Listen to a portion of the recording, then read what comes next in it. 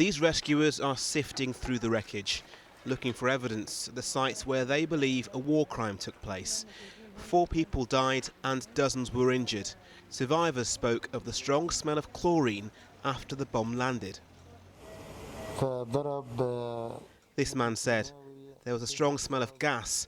The children began screaming and suffocating. There were tears in their eyes and they couldn't breathe." Medical staff have released these pictures. Following the attack, they treated children for breathing difficulties. This 6-year-old screamed, "I can't breathe," after the bomb landed. Doctors claim a banned chemical agent was to blame.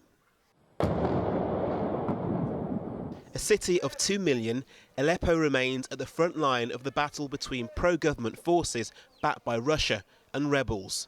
One resident told 5 News of the daily plight faced by civilians.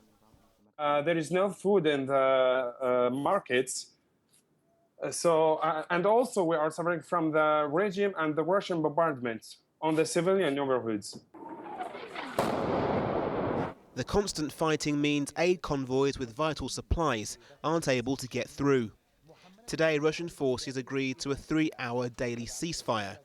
But aid workers say more time is needed to enable supplies to get to parts of the city that need them. The United Nations want a 48-hour pause to the fighting. The stakes could not be higher in the coming days because really millions of Syrian civilians are now in a seeming free fall. Supplies are scarce and areas of Aleppo are now also without water and power. Aid workers say it's vital for the situation on the ground to change. Well, our message is that hospitals need to be spared. We want for people to stop bombing hospitals and to allow for essential goods to make their way to the hospitals that are still able to function.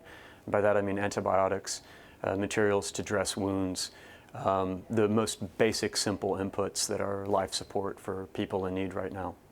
Whilst people hope for a longer ceasefire, the chlorine bomb claims are now being investigated by the United Nations. Warren Nettleford, 5 News.